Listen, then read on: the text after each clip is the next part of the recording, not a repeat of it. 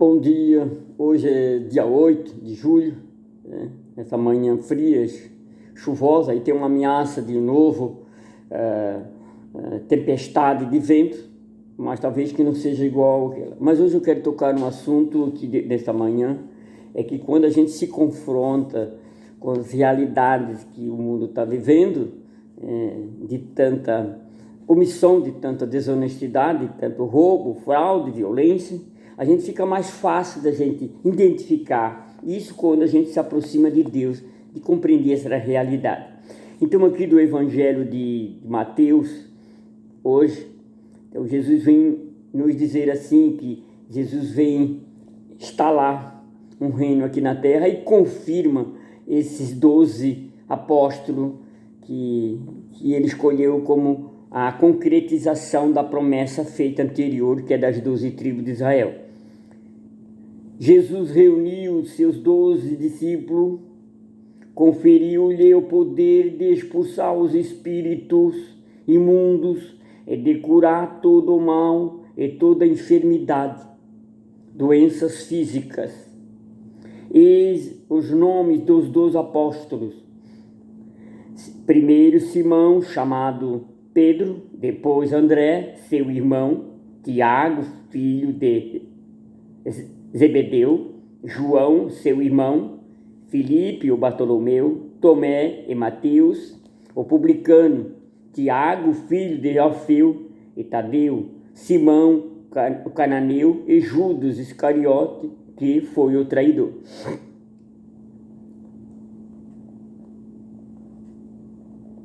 Estes são os 12 que Jesus enviou em missão após lhe ter dado as seguintes instruções: não ireis ao meio dos gentios, nem entrareis em Samaria. Sim, ouvindo isso que Jesus ides, né, por todo mundo, pregar o Evangelho, mas Jesus diz algo aqui que não vai na contramão daquilo que a lógica do... Jesus estava contrariando uma norma do Pai, dizendo isso: não ireis no meio dos gentios,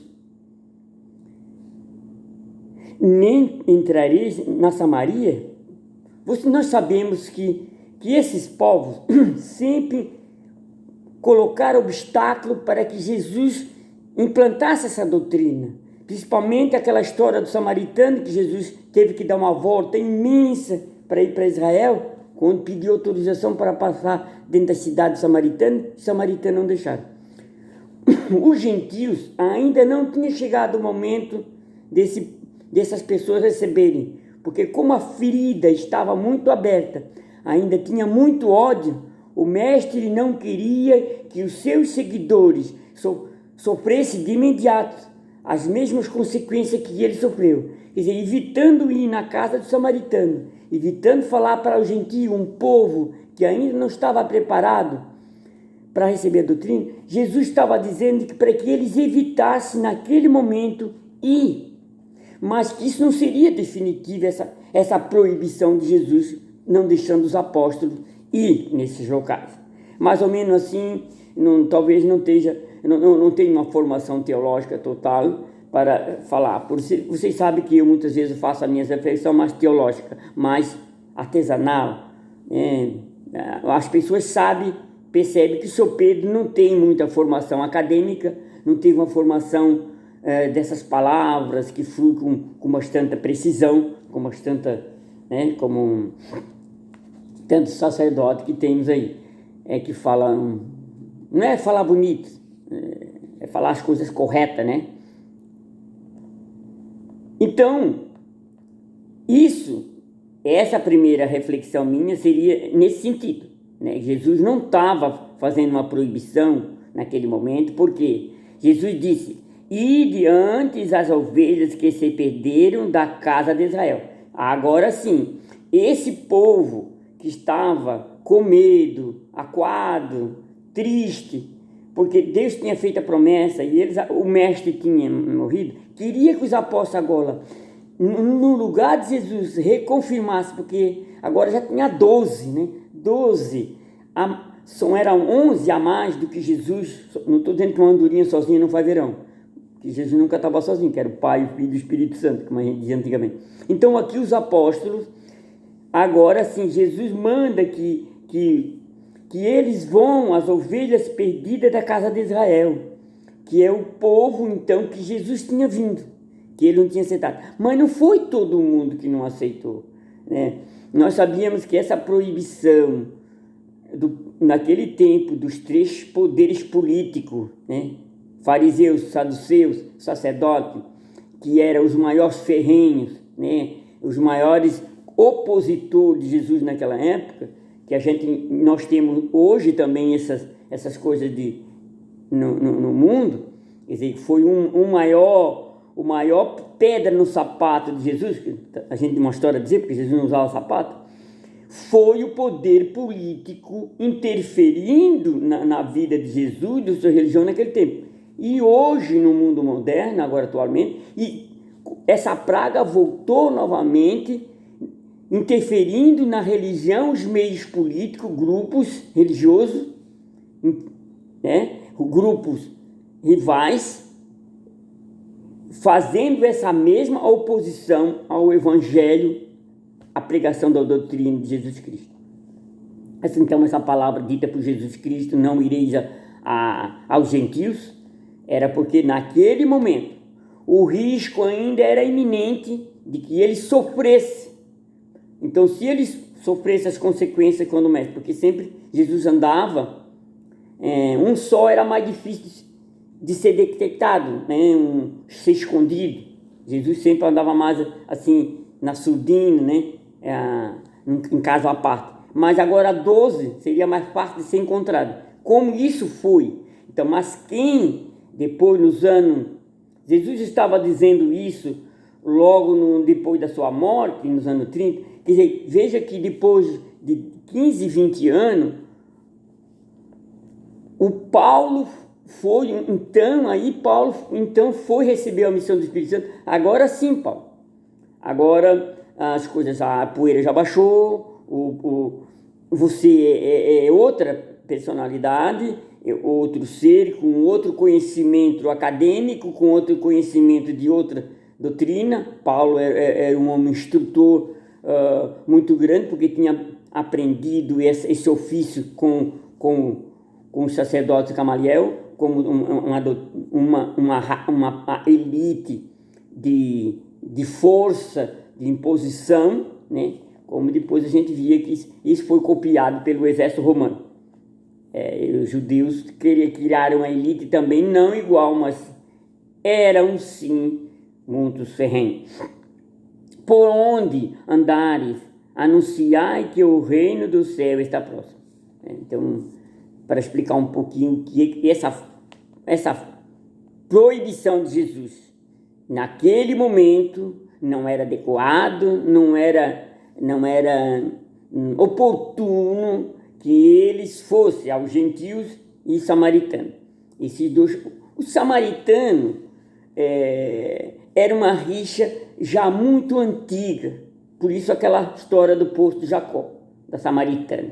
Veja que Jesus, por mais que se encontre rivalidade, ele nunca desiste de nos amar. Então, aqui, nossa cultura não acredita em demônio. Os espíritos imundos, no mundo atual, é tão grande que nem aquela praga de gafanhoto que está lá na Argentina. E quando eles passam, eles comem tudo, devastam tudo. O que é o espírito imundo? O espírito imundo provoca todo tipo de divisão. Não é uma possessão. É um vírus que destrói a célula da unidade, do amor, da esperança, do coletivo, na família. O espírito imundo, ele só vive para destruir, para desfacelar, para provocar confusão, ódio, inveja. Então vamos ver aqui. Diante dele, os sentidos importantes eles dominam, controlam-nos a vida e nos levam a fazer o que não queremos. O que está acontecendo agora, uma parte da população, uma maçã podre dentro de um saco, contamina todas. Então, nós não podemos deixar se iludir que a minoria, o mal é uma minoria, mas ele tem um poder devastador, principalmente nos meios de comunicação, que agora nós estamos observando. Por isso, hoje, continua sendo preciso que Jesus chame muitos pelo nome, para que expulse o espírito imundo, que nos afastam da miséria, da violência, da inveja, da ira, ou da cobiça, que nos curem dos vírus, dos egoísmos, do ódio, que nos corroem por dentro. Isso. Onde estão os que devem proclamar que o reino dos céus está próximo? Onde? Cadê essa elite, Senhor? Convoca. Vão trabalhar? Cadê, Senhor? Envia, Senhor, esses 12 que tu enviaste. Eu, com o nome de Pedro Paulo da Silva, se tu quiseres, Senhor, hoje, envia-me. Mas esse poder só é dado por ti. Tu disseste, ninguém fará nada sem mim. Eu sou o princípio, eu sou o fim. Expulsa, Senhor, os espíritos imundos, Senhor, desse mundo, Senhor. Essa sujeira toda. Cura dos males, Senhor, que nós estamos vivendo. Cura as enfermidades, que agora não são contabilizadas, só apenas é o vírus do coronavírus. Meu Senhor e meu Deus, tu disseste que todo aquele que invocar o teu nome será salvo, mas eu não quero me salvar a mim, só a mim, apenas a mim. Vejo em volta, ouço falar tanto em divisão, em ódio, falsidade e mentira. Mais uma vez aqui, eis os nomes dos 12 tribos, todo esse anúncio, esses alicerces, essa base, essa pedra fundamental, a pedra angular que eles rejeitaram. Agora essa pedra não criou limo, essa pedra não ficou paralisada, como disse. Essa pedra, ela rolou em cachoeiras, em enchente, o vento levou, e essa poeira, esse que gasta, que desliza, que molda essa pedra como um dom sublime, como eu sempre digo assim, que Deus me deu uma pérola que brilhou, que eu considero de 40 quilates, que foi a minha esposa. Que então eu, com esse talento que Deus me deu, eu não trocaria por nada desse mundo. E se alguém quisesse me roubar, eu daria a minha vida por essa pérola. Por isso que eu digo, isso aqui na terra não é só dar a vida, o sangue por Jesus. É as pessoas que Deus confia para você e coloca você a nosso lado, nossos filhos, nossa família, que nós não demos valor. Então, não tem nenhuma pérola, não tem nenhuma joia nesse mundo que possa ser maior do que o valor da família. Não tem. Isso não existe. E que isso está sendo ignorado. Então, sempre, como eu fiz essa experiência de ter uma família, então a gente vê tantas famílias passando essa necessidade, então eu digo assim, Senhor, fazer com que esse talento, esse poder que tu desse aos apóstolos, possa nos dar também para nós, esse poder, essa força para expulsar os espíritos imundos, toda essa sujeira que está soprando no mundo, que não é a poluição sonora, não é a poluição muitas vezes que mata, provoca, mas essa poluição dos espíritos imundos que afasta de Deus e pode levar à morte das almas. Que assim seja.